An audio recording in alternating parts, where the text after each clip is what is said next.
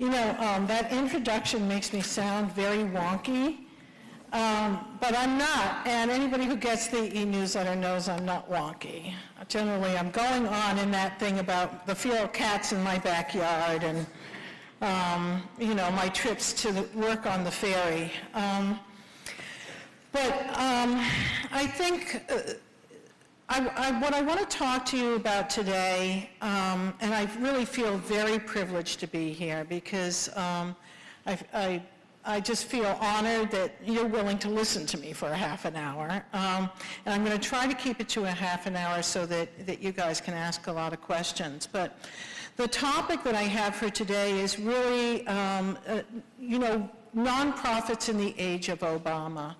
And that's not to say how nonprofits will fare under the Obama administration is the kind of focus. But we have a situation here in this country where we're experiencing this really serious economic downturn and all the fallout in our funding streams that comes from that. At the same time that we have a new administration in the White House who is very interested in nonprofits and what the potential relationship between nonprofits and government can really be. This presents a huge challenge to us as a sector. So we're under really serious strain, probably as individual organizations, as we begin to see some of our funding sources wither a bit on the vine. And so we're looking around, we're thinking about our organizational survival, and at the same time, there's this larger agenda, and it's not just the agenda of how should nonprofits interact with government, but it's the agenda of what new world do we want to make that really is calling us to it. And so at the same time that we're distracted and really like all of our time could be spent on organizational survival, we are really called to something that's much, much larger than that. And so I want to just start by saying that and then go into a little bit what it is that we've been doing to try to understand what it is that's going on right now, what are the opportunities, what are the threats that there are in this environment. I want to say that what we decided to do over the next 3 years is to we're going to follow 30 specific nonprofits all over the country. And so, they have different geographies, they have different sizes, they work in different fields, and we're just going to track, what is it that they're experiencing from foundations, from public funding, from their constituency. Well, how is their constituency turning up differently at their doors, and all of that. So we're just following these 30 organizations. I'm going to talk to you a lot today out of the stories of those 30. But then meld it a little bit with some of the research that we've been tracking that's more survey research. What is it that we see happening among foundations? What do they think their given patterns are going to be like in the near future? And some research that's been done in more discrete areas. So I'm talking to you very much out of this research base and not out of just, accounts that we're hearing from here and there. So what I want to do right now is to just talk about trends that are happening out in the field and what we're hearing from people about them. When I started doing the interviews of the 30 organizations, one of the first interviews that I did was of this very, very large organization in Chicago. And it has a $54 million budget. It's huge. And it has probably about 100 funding sources. And it has no reserves in the bank, none. And it is struggling consistently with payments from the government that are 4 or 5 months behind all the time. So this is to talk to you about the issue of the relationship, the contracting relationship between governments and nonprofits. As we know, you're not in this particular position in this state as much, but in many states, they're facing really pretty serious deficits. Those deficits are driving states to manage their cash flow by not paying out on their contracts in reasonable periods of time. And so you'll have these organizations. This particular organization that I'm talking about is actually paying $60,000 a year for its credit. That's a huge waste of public money, in my opinion. I heard the same story over and over again from organizations all over the country, contracting problems. And it's not just the problem with late payments. There's a problem in New York City with the state agencies not doing the contracts on time, so that organizations who are doing work that's ongoing without a contract are still functioning in the same way, so they have absolutely no assurance of ever getting paid. And that's kind of a little bit of terrorism. It's awfully difficult to manage under those conditions and to keep a good staff, because that really promotes instability. When you don't know if you can meet the next payroll, that's a terrible kind of load on staff. Additionally, we all, probably everyone in this room, how many of you feel like if you have a state contract that you're reimbursed to the full cost of the program? Oh, there's one. It's not usual. Most of us have to subsidize our government contracts with other kinds of money, and we've gotten used over the years to doing that. What that tends to do is it tends to rob nonprofits of their capital.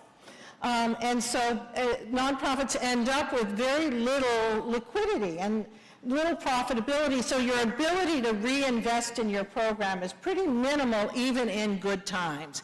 And this is not going to be good times over the next few years.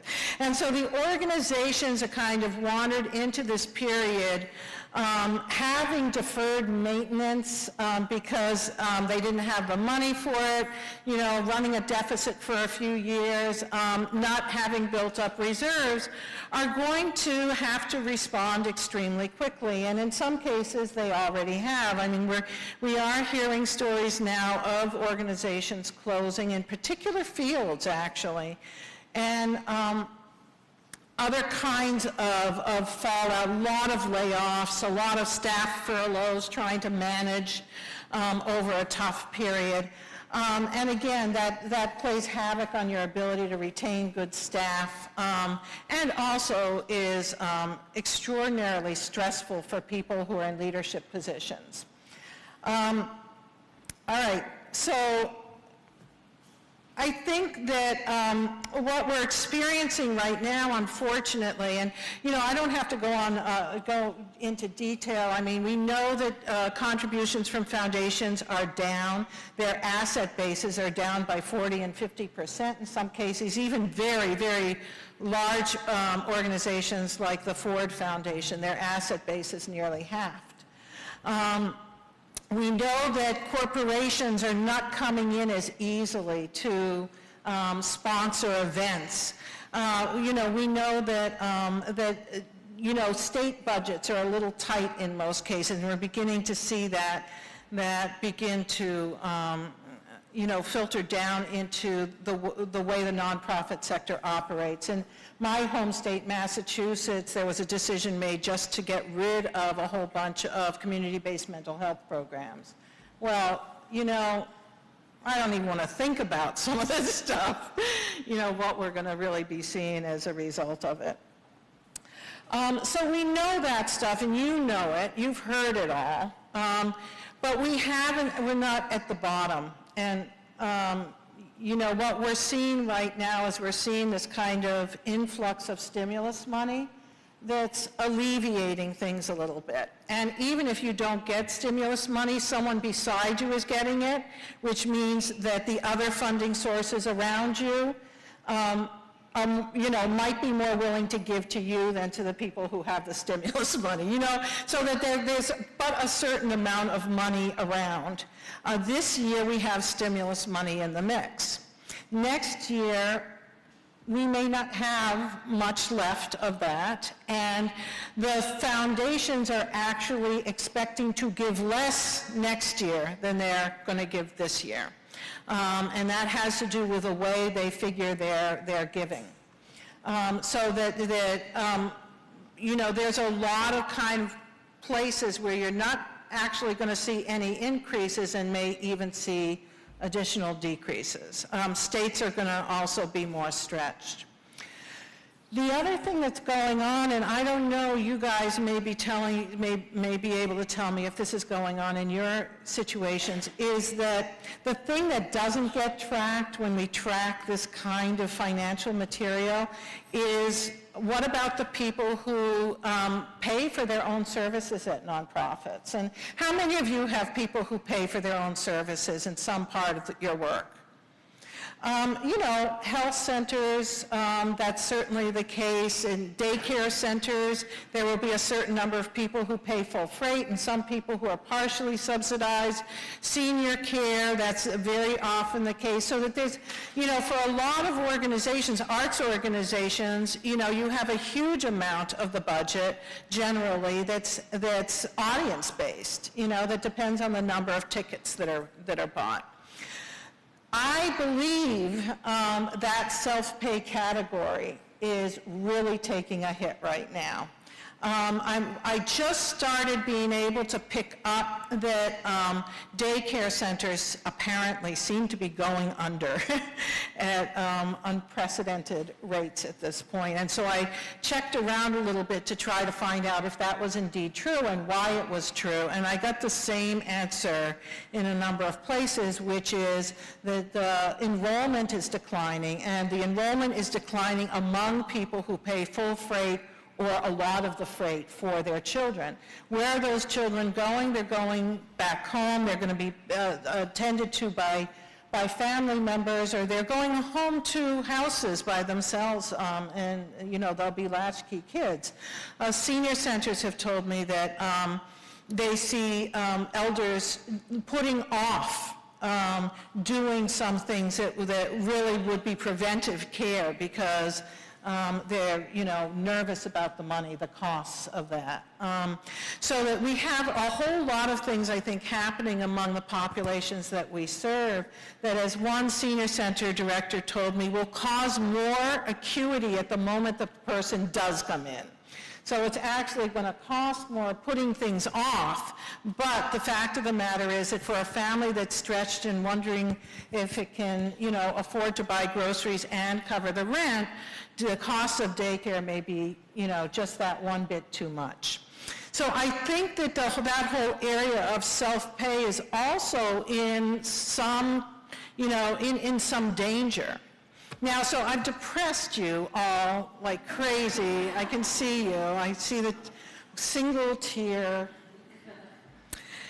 But the fact of the matter is, and you know, the fact of the matter is that you guys are resilient as all get out. I mean, I just know this. I've been around, what did she say, 45 years. And I've worked in organizations that functioned on practically nothing, and I've worked in organizations that were very well heeled. And do I believe that the organizations who functioned on practically nothing didn't do as good a job as the organizations that were extraordinarily well heeled? Absolutely not. I think that there are many creative ways that we can approach our work that can, in fact, help us to get through this period. Obviously, we all want to keep our budgets as intact as they possibly can be. And that's a good reason to belong to ACE, because it's these kinds of networks that are going to be really effective in ensuring that money flows to the right places in nonprofit land, and that the community is as well served as it needs to be. Bolstering that public policy effort that ACE leads by really getting involved in advocacy days and all of that is really important. Involving yourself in figuring out what are our priorities for next year's state budget, for for talking with the feds about what their priorities should be. All of that stuff is just extremely important for you to be a part of. But I want to just relate to you a story to make another point really quickly. I think that all of that is important. Getting involved in networks so you get immediate information, so that you can, in fact, get a collective force together to get an agenda put forward to the state. All of that is very important. Managing your finances and really looking ahead to make sure that you understand. I think we all generally try to, and I am so guilty of this myself. We function on a wing and a prayer, some of us, all the time. And so sometimes when we think we've got a conversation going over here and a conversation going over here, no assurances, we're into our line of credit and we're like, how much further can I go on my line of credit with having no assurance of income actually coming in? I think that in the past where that may have worked, it's a little bit more dicey now because the environment is more resource scarce. So we need to look ahead a little bit, just be sure that we've got some scenarios planned out. That if things do not work out the way we would ideally want them to, if we can only fund, a half of our budget, 3/4 of our budget next year, have those plans in place, have those scenarios planned out, and make sure that everybody in your organization is really a part of that. Because my experience is that if you can involve people in that conversation, it's going to feel a little less brutal when you actually get around to doing something about it. Some of you may not have to do that. Some of this is really, I think the way this particular period is going to hit nonprofits is somewhat field specific. And so some organizations are probably going to function in a way that is pretty stable, and other organizations are going to be in really, much more tough shape. It would be wonderful to think that the organizations who are fairly stable will extend a hand to worthwhile organizations who are not so stable and begin to develop an idea among this community as a whole of what do we need in the whole community as a nonprofit network to really meet the needs of the community and not be so organization-centric. So I'm going to tell you a story about this because, it might sound like I'm being a complete Pollyanna when I say that, but I've actually done this. So I'm going to tell you a story about the early 80s when there were all the cutbacks in the Reagan era, and honestly, we thought it was the end of the world. My particular agency was a battered women's organization named Women's Transitional Care Services. And we got a notice in the mail one day saying, saying your funding, which constituted 90% of our entire budget, your funding through LEAA, it will be cut off as of 6 months from now. So here we are. We're the only battered women's organization really in a 3-county area, and there's a lot at stake. And we just, we were kind of terrified. It was that one agency that just cut off that whole stream of funding, and so all these battered women's organizations around the country basically were given 6 months to live. Part of the board decided we should responsibly try to close down. The rest of the board decided, no, we got to give it a good chance. And the part of the board that decided they wanted to, that we should close down left in, fury. They were pretty angry. Here's what happened. We got together with a lot of other agencies in our community, and we said, how about if we do a survey of everybody that uses our services collectively and ask them what they think the most important and well-delivered services in the community are? And then use that information to lobby for CDBG money, to lobby for the way that United Way spends its money, to lobby for the way that foundations spend their money, and that we'll all agree that we're going to be bound by this. And everybody agreed, like a miracle, and we had this study done by the University of Kansas, and it came out absolutely beautifully. In the end, it was very strange. In the end, nobody lost any money. But the way that happened was odd. I think that the fact that we went out and we did the survey actually engaged the community in understanding that there were organizations at risk. And so, for instance, with our organization, I want to tell you a little additional story on this, which is really, it was crazy. Our organization had been established by a bunch of fabulous women in Lawrence, Kansas. And Lawrence, Kansas, oddly, I was new there at that point, is a very gay-friendly community. So particularly, there's a really big lesbian community there. And so there are a lot of lesbian women also, associated with the shelter.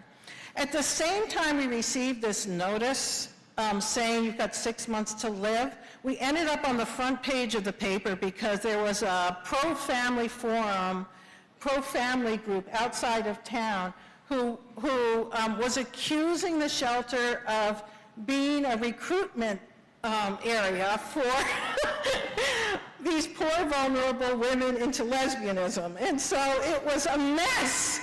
And it was on the front page of the paper. And so we just had to bold it out. And what we did, and this is what I really want, this is my real point here. No, I'm wandering, but what we did was this. We had always used a huge number of volunteers. We had 3 staff people, and the volunteers were all given something like 40 hours of training. They all had to commit to 4 hours a week in the shelter, and so they were well trained, they had the experience in the shelter, and if they did both of those 2 things, they were automatically on the board. So this board that we had for the shelter was 60 people big. But they were 60 people who knew the program so excruciatingly well. And so what we decided was that every one of those people had to give $5, call somebody who had been previously on the volunteer force, ask those people to give $5 and also show up at a public meeting. Oh my God. It was like this force that could not be stopped. And at the end of this really difficult period of much scarcity, we not only had our entire budget covered locally, but we also had been given a brand new shelter house. There's something in going back to your constituency and to your roots and saying, if we matter to you, you have got to work with us. We have got to be of you, and you have got to be of us.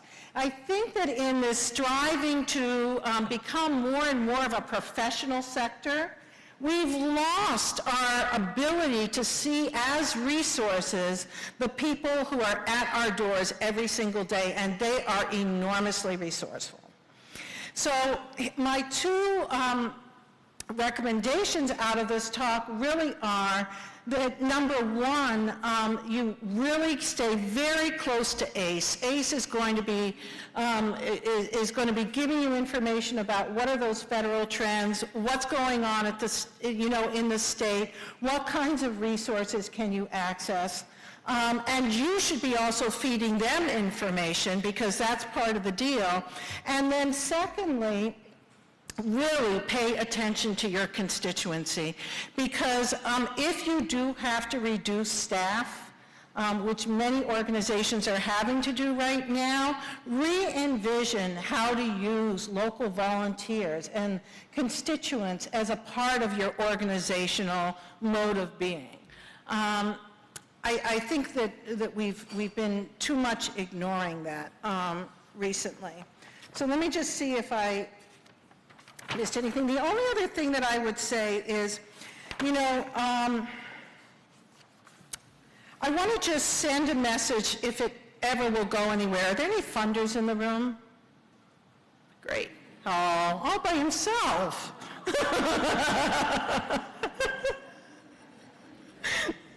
Okay. Here's what I think the message that should be sent to foundations and to any funder is right now. Please convert some of those special projects grants to general operating grants. Here's the reason. You know, in business, you get money in the door, and you can basically use that money for what you need to use it for in order to keep the whole business moving along. When you get money in the door of nonprofits, more often than not, it is restricted. And so you can really have an organization that is limping along with quite a bit of money in its coffers. It's one of the bizarre realities of nonprofit finance, and Clara Miller of the Nonprofit Finance Fund has written about it a lot. In a period of reduced resources overall, it's like a gift from God to have that money be unrestricted, because it allows the organization to actually be inventive about how it can deploy its scarce resources to get the job done. If you insist upon having it, you know, bounded very carefully, you're not going to see the kind of creativity and the kind of resilience that I think we all want to see during this period. So it's a message to funders of all kinds.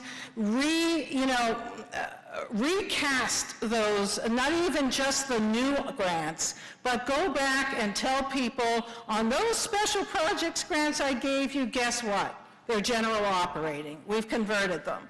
Do that, because it's going to actually mean, it'll mean the world to the nonprofits that you're working with. So I want to leave it there. I have a huge amount more that I could say, but I want to just open it up for comments and questions, and I would love to hear what you're experiencing right now as well. So don't feel like you just have to ask me questions. If you want to get up and tell a story, get up and tell a story. And that's great, and if you would, wait till the microphone gets there before you get up and tell a story. I would ask, that's fine, but for the sake of letting a lot of people participate, please do try to keep your questions and stories short. Questions? Ms. Agram? Thank you. You talked a lot about the ripple effect of the past as it relates to the status of where we are now in the economy. Would you talk a little bit about where we are possibly going to be in the future as it relates to the impact of the census of 2010 and a mobile populace, and then the possibility politically that a flat tax would have upon philanthropy and nonprofits? You know, it's so hard to project what the mix of things that might happen in those areas are. I think the idea, we are just putting out a special issue on immigration and nonprofits that actually addresses some of the ideology that we have wandering around this country about who belongs and who doesn't belong, and who deserves and who doesn't deserve, and the whole, addresses that straight on.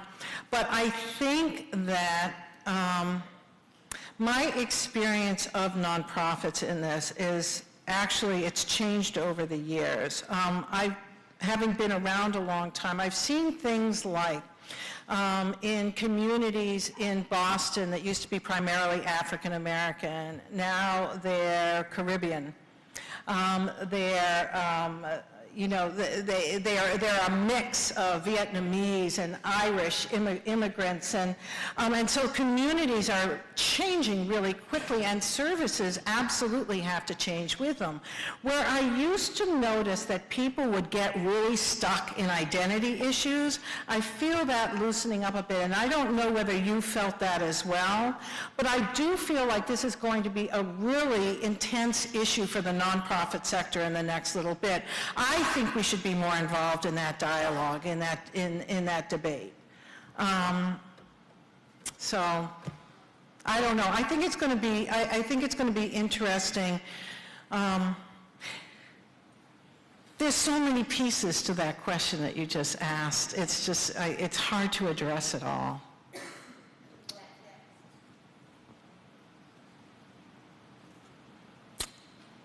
Not really sure. I was the other day, I don't know how to answer that. I'm going to... All right. Any other questions? Got one right over here. Hold on. Let me get you the microphone here. First of all, thank you for the work you do in your struggle.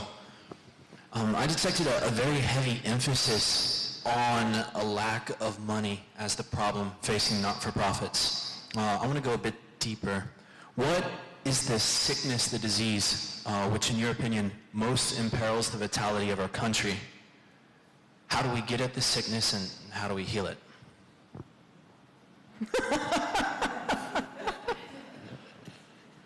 We'll share your Lordy. Barack Obama will be listening to that answer too. Oh, really? Unfettered capitalism? Am I allowed to say that? I mean, an unrestricted market, an unregulated market.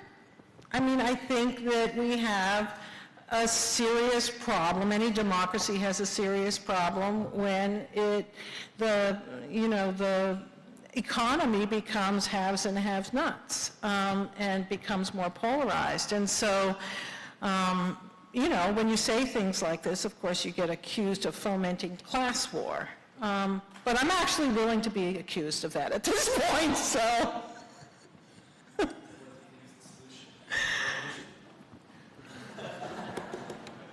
You know what? I once got a job saying that, and I meant not to get the job.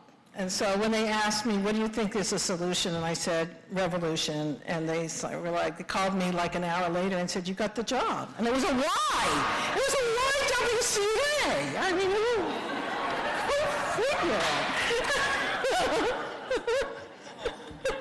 I actually think that we have to pay a lot more attention to the tax structure, to the regulatory, to regulatory systems, and to the cash and to the tax structure, and to other kinds of economic equity systems. And we just have to pay more attention to that. We act as if that's outside of our realm for the most part, and it's not. That's where the babies get thrown in the water. Questions? Got one right back here. Wait. Yeah, go ahead. I'm a former YW executive director. I so know YW. I didn't know. Then I saw eliminate racism by any means necessary, and I was like, oh, okay. The elimination of sexism and racism by any means necessary, right? When you were talking about reserves, I know that 5 to 10 years ago when I was in community-based nonprofit management, it was a big debate among boards. Do you have reserves? Mm-hmm. How much? Based on what? Mm-hmm. Given the economic situation now, with community-based organizations struggling, should they still try to build those reserves, given that they're trying to keep their doors open? It kind of depends on your situation. Somebody was telling me the other day, one of the groups I'm following was telling me that she was arguing with her board, and this is also a battered women's organization. She was arguing with her board about whether or not they should be able to use the reserves. And the alternative was actually laying people off. And they were like, no, that's our rainy day money. And this organization actually has a full year of reserves in the bank. And they said, no, that's our rainy day money. And she's like, I mean, do you feel the pitter-pat? I don't know. So I think that it really depends on the situation. If you have to use your reserves to keep your program stable, you should be using your reserves at this point. Building up additional reserves may or may not make sense. So much depends on the individual situation. Is anybody here not allowed to have reserves? There are oddly a lot of organizations that are disallowed to have reserves under certain, in certain states, if you receive state funding, you're not allowed to have reserves. There are certain, situations in which you're just not allowed to. And even very, very large organizations function without that money, and they find their float through lines of credit and stuff. But here's the other thing that I would say. I've noticed that some very well-heeled organizations are not only laying off staff, but building their reserves. And I'm not sure that's a good thing to do. On the other hand, I do know that this is going to be a longer than usual downturn, and so that fear may be driving people to just get more and more, bring more and more in so that they can keep a hold of it. Questions? We got one right here. Wait a second. If you get you the mic. I think that question of what to do with your reserve, whether to hold on to them or to let some of them go, is real big. I guess it's been about 2 months ago now, it hit the news that the Shriners organization was having real problems, and they were spending like $1 million a day, I think they said, out of their reserves. And when it hit the news, they only had maybe a month worth left to do. And so in the business community, it's kind of like a no-brainer. If you got to go in the red that much in your organization, then something's not right. So, yeah. Well, it's appalling. You have to have a business plan. You have to have a reasonable business plan in place to feel justified to use those reserves. You have to have some sense of what it's going to take you to get over this particular period during which you're going to use those reserves, and what you're going to do to try to rebuild the solvency of the organization, so that you can't just use the reserves. You have to do also the scenario planning that accompanies it. I'm kind of surprised sometimes at the lack of financial know-how in even very big organizations, very old, very big people with bank presidents, and they can make the most foolish decisions, just buying a building that just simply costs too much, going into really serious debt. And I see it over and over again, and frankly, it's more often in large kind of older organizations than I see it in smaller organizations, maybe because they don't have the capacity to go into that much debt. Questions? Nan?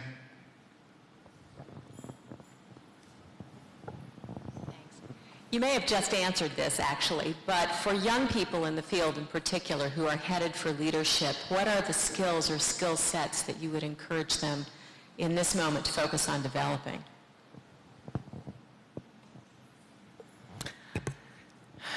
Wow. How about for older people?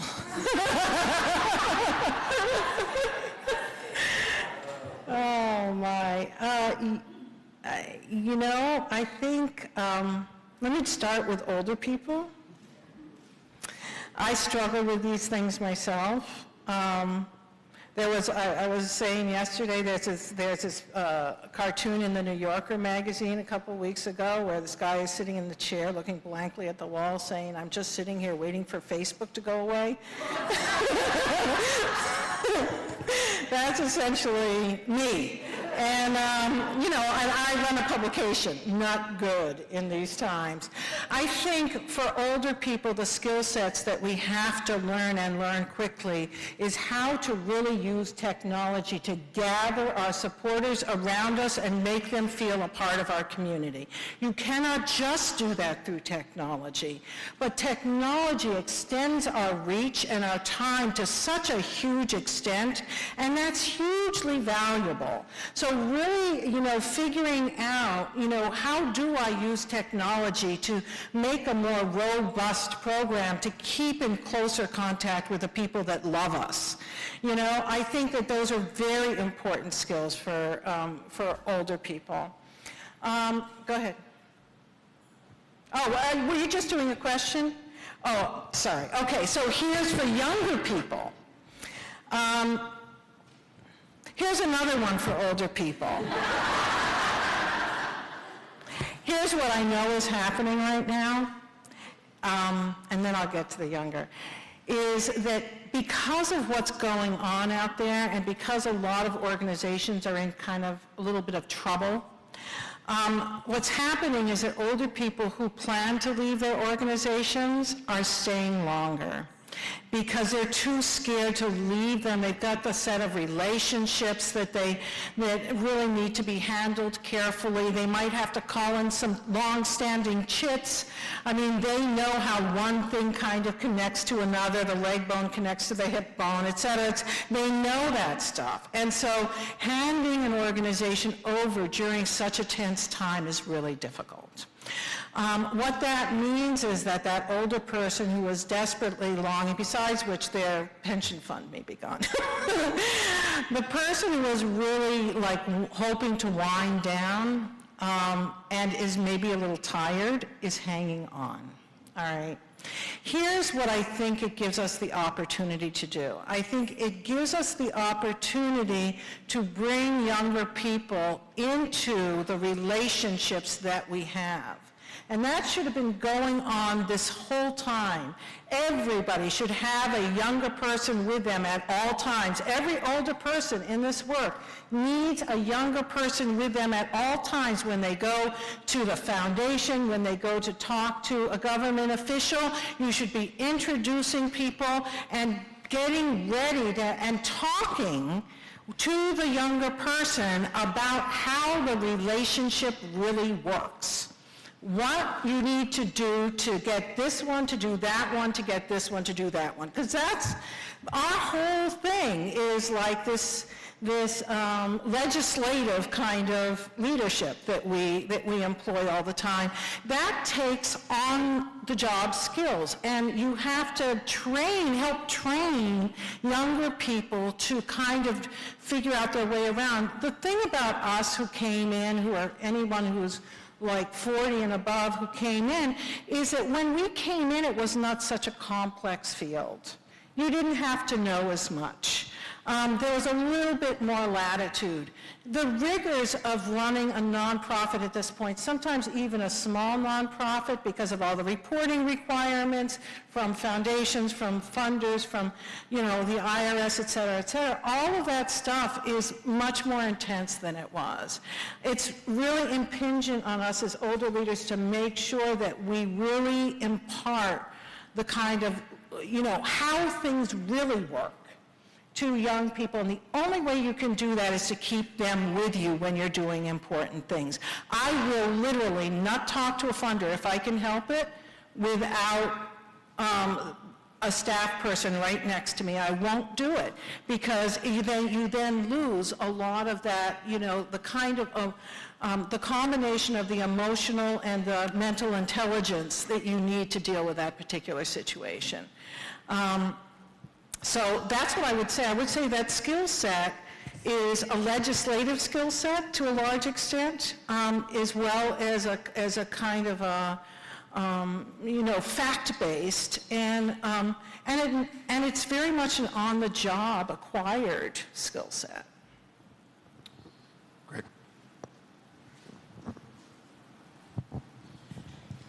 I used to dream of somebody coming in and giving me $1 million. And the nonprofit's holy grail of provide a general operating grant seems to strike me the same way.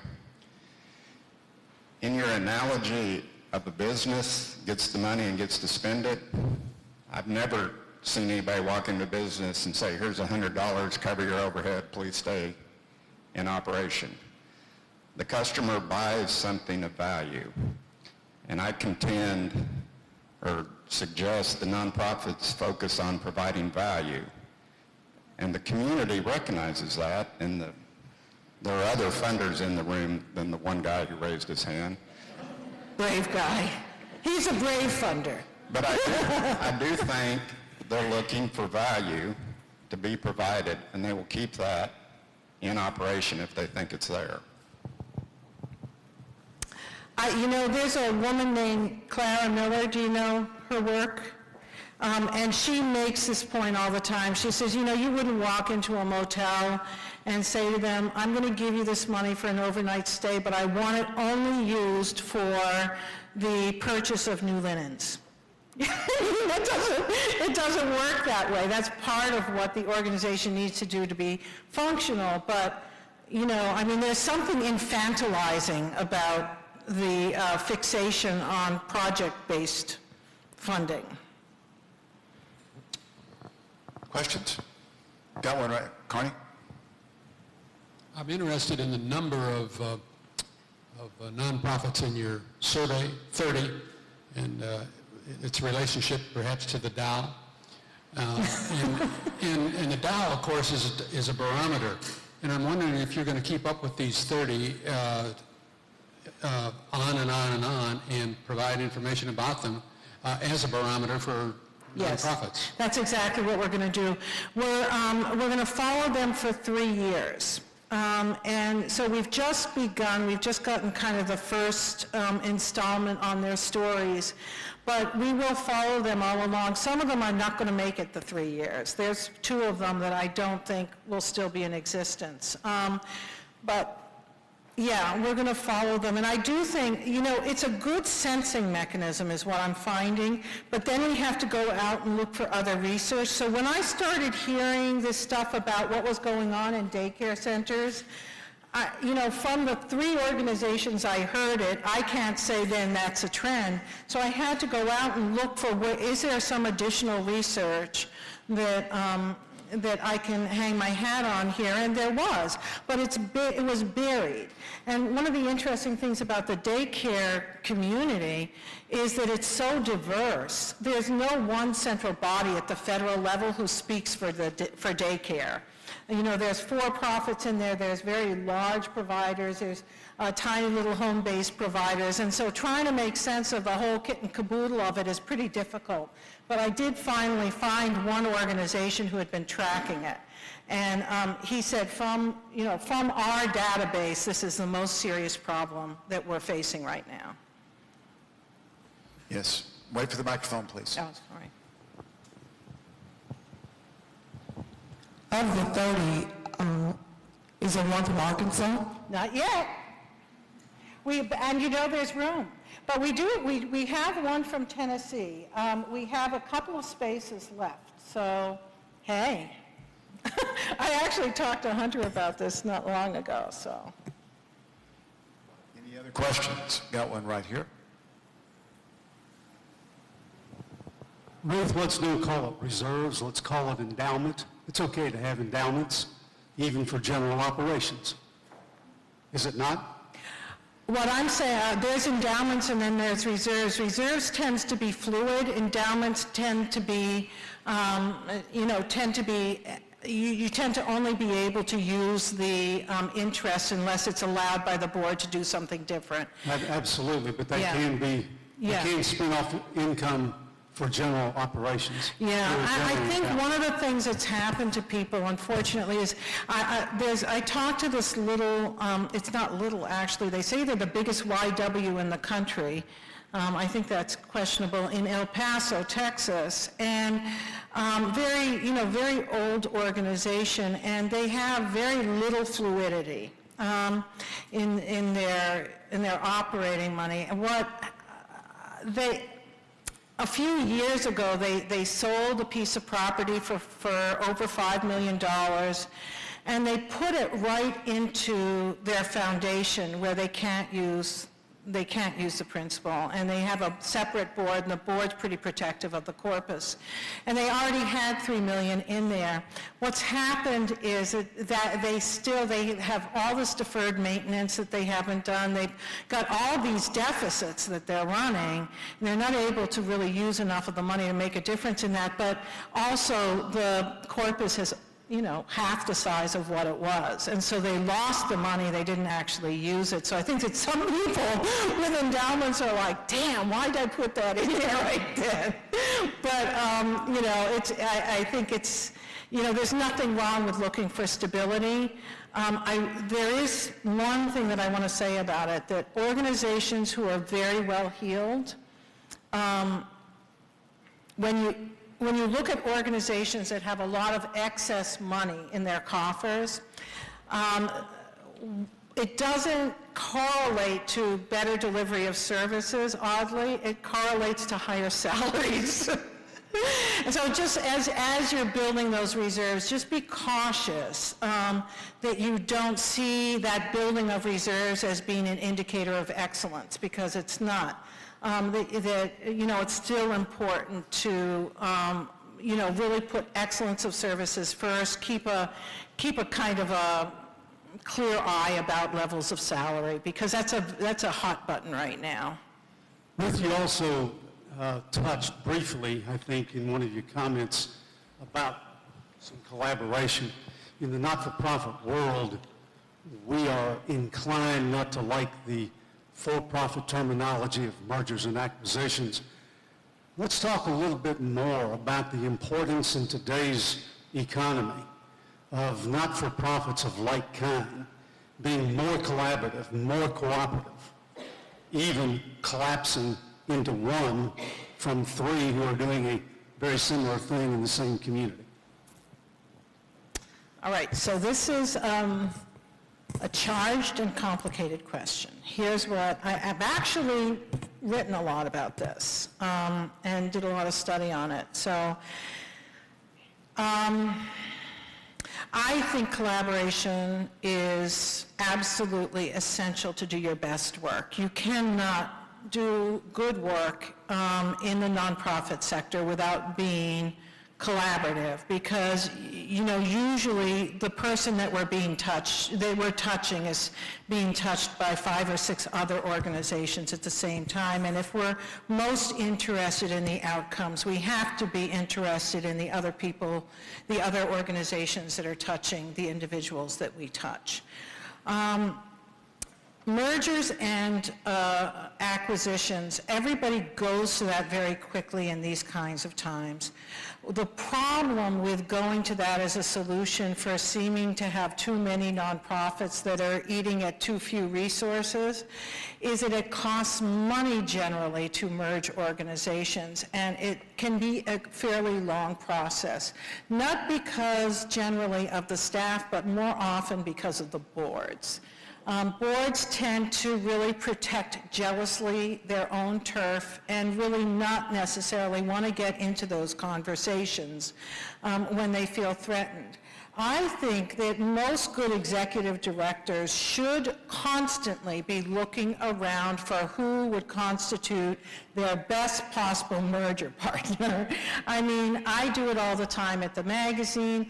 My feeling is we want the work to get done in the best possible way.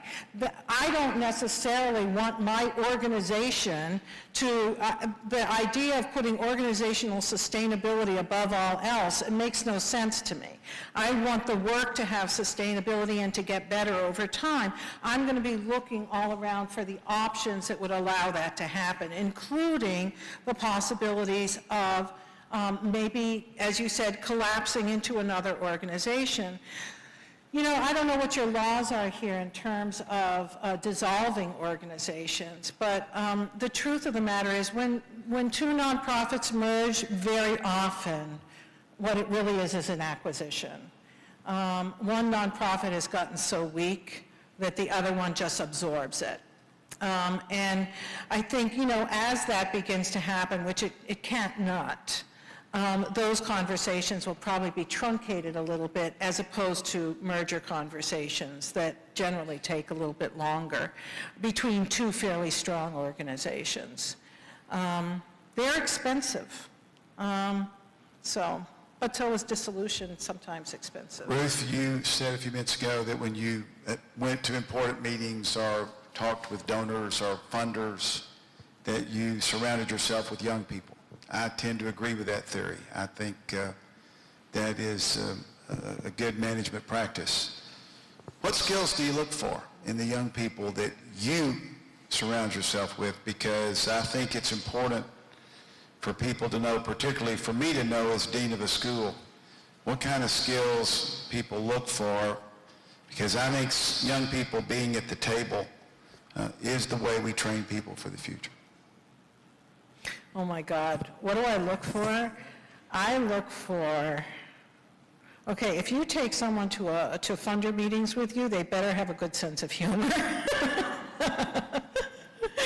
Because sometimes you can get caught in really difficult conversations, and you just don't want people getting uptight when that happens. But I think that the people that I want in those situations with me are people that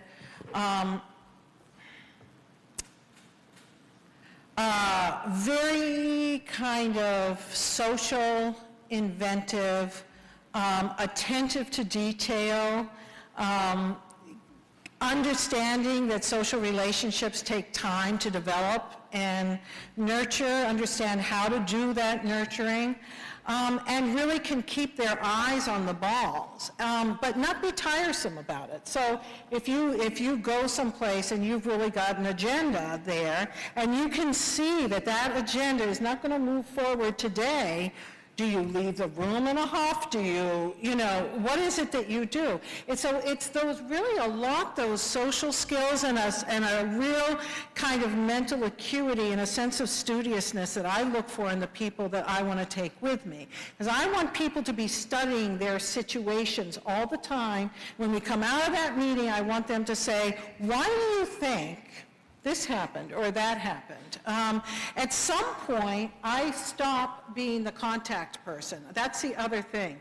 I almost give up that relationship. Not that I don't have it at all, but that, the younger person has as much ability to email one of our important contacts as I do. Do not keep them to myself. But you have to be pretty sure of the person to do that. So it's a process. But that's how I learned, and I made a lot of mistakes, and I embarrassed myself and others numerous times. And still they kept on at me. That mentoring is such an important piece of our work. And I will tell you that some of my mentors now are like the president of the Edna McConnell Clark Foundation, the president of this foundation. So the people that I've mentored have moved into these positions that are now quite useful to me. So, I think it's kind of silly not to put the effort in. That's what I call good networking. Ladies and gentlemen, let's hear it for Ruth.